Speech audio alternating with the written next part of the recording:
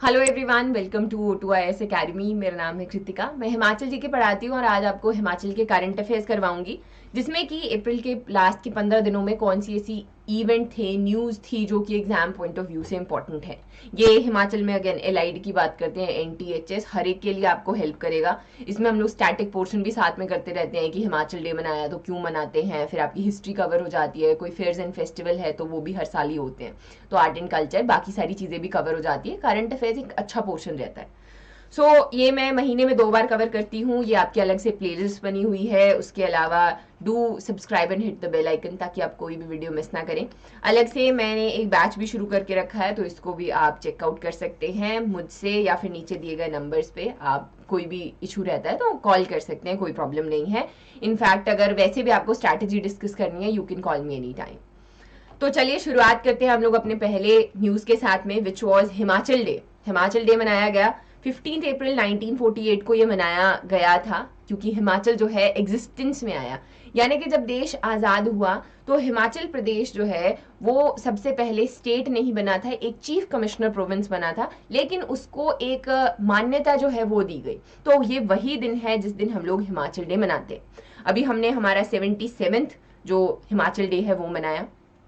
अगर हम लोग एडमिनिस्ट्रेटिव हिस्ट्री की बात करते हैं हिमाचल की, तो बहुत ही लंबी रही है। सबसे पहले ये एक सेंट्रली एडमिनिस्ट्रेटिव यानी कि चीफ कमिश्नर प्रोविंस बना, इसको बोलते हैं हम चीफ कमिश्नर प्रोविंस, 15 अप्रैल 1948।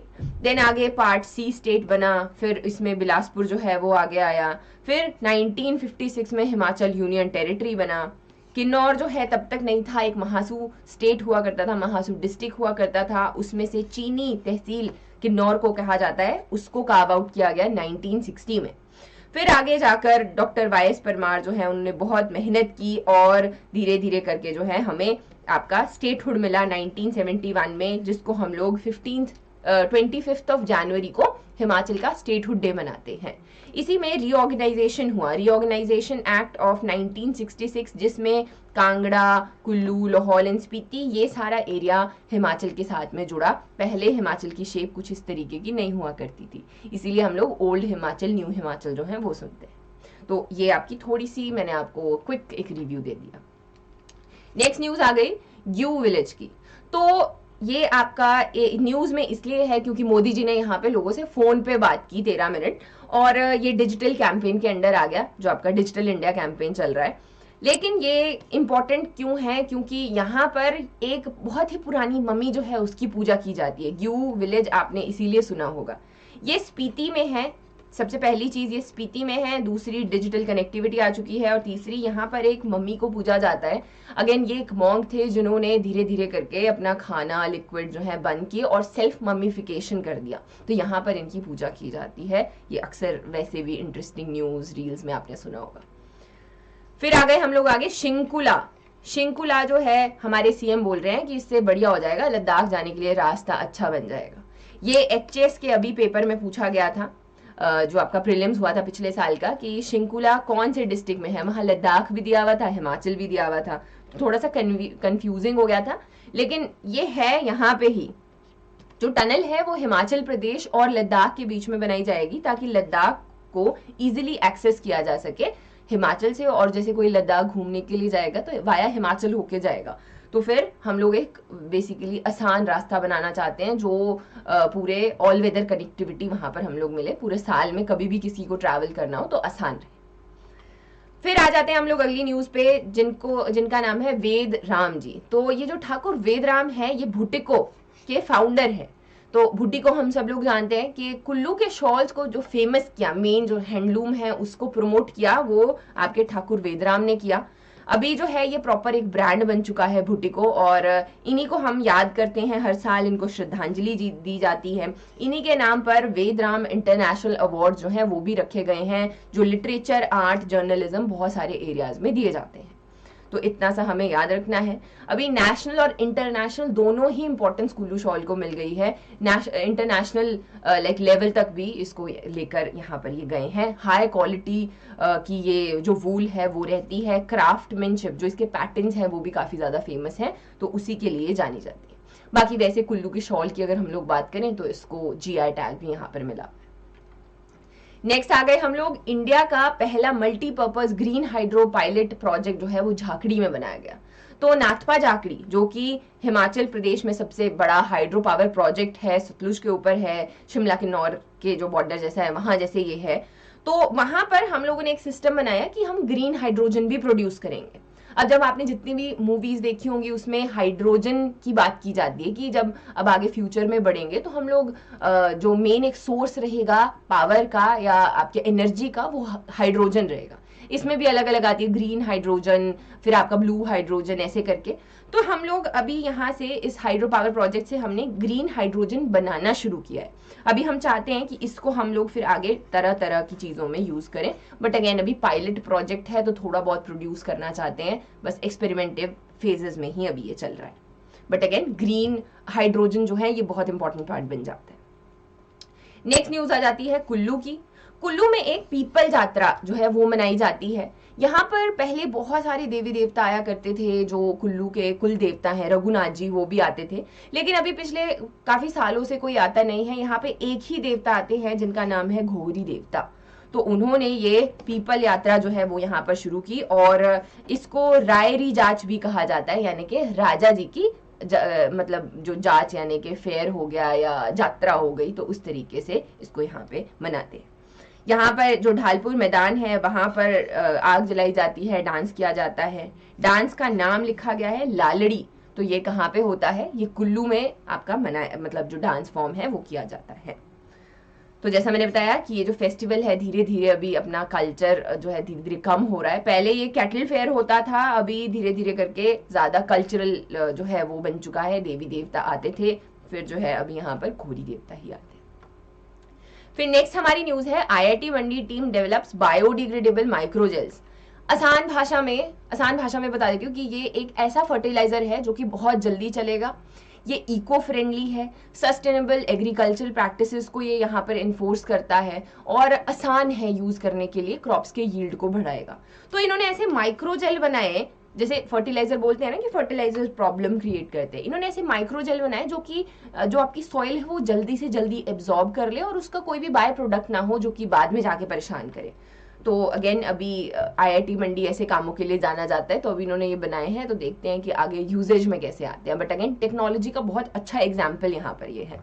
और जब आप फ्यूचरिस्टिक अप्रोच की बात करोगे एग्रीकल्चर में, तो उसको यहाँ पर ऐड कर सकते हैं कि हम टेम्परेचर रेजिलियंट क्रॉप्स बनाना चाहते हैं। हम चाहते हैं ना कि क्लाइमेट चेंज हो रहा है बहुत ही ज्यादा, तो हमें ऐसे प्लांट चाहिए जिनको बहुत ज्यादा पानी की जरूरत ना पड़े, उनको बहुत एक्सट्रीम टेम्परेचर से फर्क ना पड़े, बहुत ठंड और बहुत, जैसे सी बकथॉर्न है।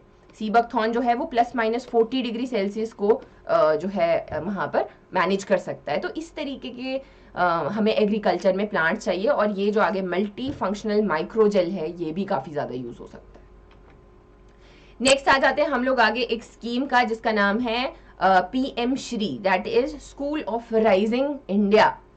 आसान भाषा में इसमें बहुत सारे जो स्कूल्स हैं उनको इस स्कीम के अंतर्गत पैसा मिलता है अलग अलग फैसिलिटीज में लगाने के लिए। स्मार्ट क्लासरूम्स बनाने हैं, लाइब्रेरी बनानी है, डिजिटल कुछ वहां पर रेवोल्यूशन लेकर आना है। तो ये आपके हिमाचल में 13 स्कूल्स को 1.88 करोड़ हर एक स्कूल को ओवर द 5 ईयर्स बजट के तौर पे वहां पर आएगा। तो इससे क्या होगा, हमारा स्टेट का जो एजुकेशन सिस्टम है उसमें अच्छा डेवलपमेंट हमें देखने को मिलेगा। फिर आ जाते हैं जी, ban use of combined harvester in Pong land, Pong wetland. आसान भाषा बहुत बोल दिया ना मैंने, तो वो 3 इडियट्स में बोलता रहता ना, आसान भाषा में समझाइए। चलो, पर मतलब मैं चाहती हूँ कि आपको इजी वे में, क्योंकि इसमें बहुत सारा लिखा हुआ है। तो बेसिकली हमारे पास में जो ये वेटलैंड्स हैं या हमारा हिमाचल जो है वहां पे माइनिंग बहुत ज्यादा अलाउड नहीं है और बड़ी मशीनरी अलाउड नहीं है। तो हम लोग क्या करते हैं, एक बैन लगाया हुआ है, तो उसी में अभी धीरे धीरे इसको खोला जा रहा है। हमारी नई मिनरल पॉलिसी आई जिसमें बात की गई कि किस तरीके से जो है अब हम लोग थोड़ी बहुत माइनिंग कर सकते हैं। और ये जो पोंग लैंड है, पोंग वेटलैंड है, पोंग डैम है कांगड़ा में, इसके आसपास का एरिया वाइल्ड लाइफ सेंचुरी में आता है। एक बहुत इंपॉर्टेंट रामसार साइट भी है, वेटलैंड भी है। तो ये ना हमारे लिए इकोलॉजिकली बहुत ज्यादा इंपॉर्टेंट है। अब यहाँ पर कंबाइन हार्वेस्टर्स यूज करने की अथॉरिटी जो है वो दे दी गई है, तो एनवायरमेंटलिस्ट जो है वो मना कर रहे हैं वहां पे कि ये ऐसा नहीं होना चाहिए और इससे बहुत ज्यादा प्रॉब्लम्स आगे आएंगे। तो इसमें पहले जो है इसको बैन किया हुआ था, लेकिन अभी जो है पौंग डैम में बहुत सारे माइग्रेटरी बर्ड्स आते हैं, बहुत सारा वहाँ पर वेटलैंड है जो कि इम्पोर्टेंट है हमारे लिए इकोलॉजिकल। नेक्स्ट आ जाते हैं जी इलीगल माइनिंग की तरफ। ये वही वाला है, सेम बातें हैं, मैं आपको हर बार बताती हूँ लेकिन एक और बार सुन लीजिए।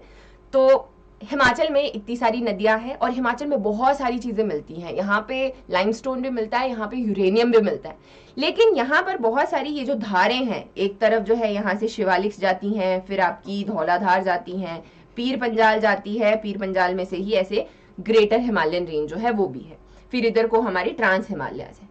अब क्या है, यहाँ पर जब हम लोग छेड़छाड़ करते हैं तो हमें कंसिक्वेंसीज देखने को मिलती है, क्योंकि हिमाचल जो है वो काफी प्रोन है लैंडस्लाइड्स के, और फिर क्लाउड बर्स्ट यहाँ पे बड़ी नॉर्मल सी चीज रहती है, तो ऐसे इकोलॉजिकली इम्बैलेंस हो जाता है। तो हिमाचल में जो बड़ी मशीनरी है वो अलाउड नहीं है, और जो माइनिंग है वो भी साइंटिफिक माइनिंग की जाती है। हर जगह हर कोई जो है वो जैसे प्लेन्स में होता है वैसे माइनिंग नहीं कर सकता है। ठीक है जी। तो ये हम लोग जो बात करें कांगड़ा वैली की, कांगड़ा में अगर आप इलीगल माइनिंग करते हुए पाए जाते हैं तो आपको बेल भी नहीं मिलेगी, it's a non bailable offence. जो यहाँ पर आपकी ब्यास की ट्रिब्यूटरीज जाती हैं इस वाले एरिया में, इनमें बहुत ज्यादा माइनिंग, इलीगल माइनिंग की जाती है, न्यूगल, चक्की, लूणी, तो वो सारी की सारी ट्रिब्यूटरीज। अभी क्या हुआ, अभी एक नई मिनरल पॉलिसी जो है हमारे सीएम ने लाके दी, इसमें उन्होंने बात की कि हम लोग जो मिनरल्स हैं उनको बहाएंगे, वो सारे सारे पंजाब को जा रहे हैं, हमने उनको खुद यहाँ पर मैनेज करना है, और इन जो आपकी रिवर्स हैं इनके बेड्स में भी जितने भी मिनरल्स हैं उसमें कुछ छूट दी गई। जैसे कि पहले अलाउड नहीं था, लेकिन अब 5 मीटर छोड़ के आप रिवर के पास में जो है वो माइनिंग वहां पे कर सकते हो। फिर आ गया, पहले हमें सिर्फ 1 मीटर अलाउड था, अभी जो है उसको 3 मीटर कर दिया गया है कि इतनी माइनिंग की जा सकती है, जैसे कि पंजाब में भी की जाती है। लेकिन अगेन इकोलॉजिकल सेंसिटिविटी जो है उसके ऊपर क्या फर्क पड़ेगा ये आने वाले टाइम में हम लोग देखेंगे। जो एनवायरमेंटलिस्ट हैं वो तो मना ही कर रहे हैं कि ये कोई अच्छी चीज नहीं है, इससे आने वाले टाइम में हमें प्रॉब्लम्स देखने को मिल सकते हैं। बहुत सारी स्टडीज भी ये बात करती है कि जैसे ये जो ब्यास रिवर है ये अपना कोर्स यहाँ पर चेंज करना शुरू हो चुकी है, बिकॉज इसके रिवर बेड पे बहुत ज्यादा माइनिंग की जाती है, इलीगल माइनिंग की जाती है। ठीक, तो ये आपका टॉपिक रहता है। फिर हम आगे rising mercury triggers forest fires. तो हिमाचल में फॉरेस्ट फायर्स के कॉन्सेप्ट की अगर मैं बात करूं तो बहुत ज्यादा टफ है कंपैरिजन में। फॉरेस्ट यानी कि जंगल में जब आग लगती है ना, तो ये सीधे जंगल नहीं है कि वहां पे फायर ब्रिगेड पहुंच जाती है या इजीली किसी भी तरीके से उसको बुझाया जा सकता है। आप देखते हो जैसे अगर ऊपर कहीं पे घास में आग लगी है तो वो लगने देते हैं, फिर जब तक वो फैलेगी तब तक वो फैलती रहेगी। तो इसी के लिए हम लोग कोशिश करते हैं कि समर का टाइम जब स्पेसिफिकली आपके पाइन ट्रीज, हमारे पास में चील के पेड़ बहुत सारे हैं, उनके जो वो हमारे बोलते हैं चिलाफू, तो वो बहुत सारे होते हैं, उनमें आग लग जाती है, उसको हम लोग प्रिवेंट करना चाहते हैं, क्योंकि क्लाइमेट चेंज तो हो ही रहा है, टेम्परेचर जो है वो तो राइज हो ही रहे हैं। तो हमें अपने जो फॉरेस्ट डिपार्टमेंट है वो अपने तरीके से कोशिश करता है कि वहां पर जो आग है वो ना लगे, क्योंकि 90% जितनी भी आग है वो फॉरेस्ट में वो ह्यूमन इंटरवेंशन से लगती है। जैसे कोई जंगल में गया, उन्होंने लकड़ियां जलाने की कोशिश की तो फैल गई, किसी हंटर ने जो है वहां पर आग जलाई वो फैल गई। तो 90%, 10% है जो खुद होती है, उनको भी हम लोग यहाँ पर मैनेज करना चाहते हैं और इजीली, ताकि हम उसको एक्सटिंग्विश कर सकें। अब क्या है, हिमाचल के जो आपके कोई बड़ा वाटर रिजर्वॉयर है वहां के आसपास, जैसे कसौली हो गया, आपका सबाथू हो गया, यहाँ पे आग लग जाए तो इस तरीके से बैम्बी बकेट प्रोजेक्ट्स कैरी ऑन किए जाते हैं। बैम्बी बकेट्स यानी कि कैंटोनमेंट एरिया है तो उनके पास में हेलीकॉप्टर्स रहते हैं, वो इजीली एक बड़ी सी बकेट जो है किसी भी आसपास की वाटर बॉडी से, जैसे सिस्वा हो गया या आपका और जगह हो गया, वहां से उठा के सीधे आग पे फेंक देते तो इजी हो जाता है। बट ये पॉसिबल नहीं है ऐसी जगह पे जहाँ पे हेलीकॉप्टर्स या आपके जो बड़ी वाटर बॉडीज हैं वो है ही नहीं। तो लेकिन अगेन बैम्बी बकेट इसको बोलते हैं। ठीक, फिर आ गई हमारी अगली न्यूज आशापुरी टेम्पल के बारे में। ये जो आपका ट्रिब्यून न्यूज़पेपर है ना, उन्होंने एक सीरीज चलाई हुई है ट्रैकिंग हेरिटेज, जिसमें वो एक किसी, अगर आप न्यूज़पेपर पढ़ रहे हो तो किसी एक टेम्पल को कवर करते हैं हर एक हफ्ते में। तो ट्रैकिंग हेरिटेज में अभी तक उन्होंने बैजनाथ किया है और आशापुरी टेम्पल किया है। आशापुरी टेम्पल है आपके कांगड़ा डिस्ट्रिक्ट में, और यहाँ पर ये 17th सेंचुरी में बनाया था विजय राम ने, son of king Chandrabhan of Kangra. जो कांगड़ा हिस्ट्री पढ़ते हैं उसमें भी हमने चंद्रभान पढ़ा था, ट्रेचरस था काफी। बट अगेन उसके उसके बेटे ने यहाँ पर ये बनाया था। अभी इसको आर्कियोलॉजिकल सर्वे ऑफ इंडिया ने प्रोटेक्ट करके रखा है, बहुत ही खूबसूरत है, आप देख भी सकते हो इसको। पीछे ये क्या है, ये नगर स्टाइल में बना हुआ है, इसको हम लोग शिखर स्टाइल भी बोलते हैं। इसमें आगे छोटा सा जो है मंडप है बना हुआ, और ये आपका अगेन वही आ गया आपका अमलक हो गया, नगर स्टाइल जो है वो उससे बनाया गया है। ठीक, तो ये है। Next and the last news, upper Shimla celebrate Thirsu fair. अब पता नहीं मैं अच्छे से बोल रही हूँ कि नहीं, अगर नहीं बोल रही हूँ तो आप लोग बताना। तो रामपुर के सब डिवीजन में एक मझेवाती विलेज है, वहां पर ये थ्रिसू फेयर जो है मनाया जाता है, और धीरे धीरे अगेन गायब हो रहा है और कम लोग मनाते हैं, बट ये पहले जो है बहुत ही खूबसूरती से मनाया जाता था। अगेन कि हमारी जो फसल है वो पकने वाली है, और बैसाखी के जैसे टाइम पे इसको यहाँ पे मनाते थे।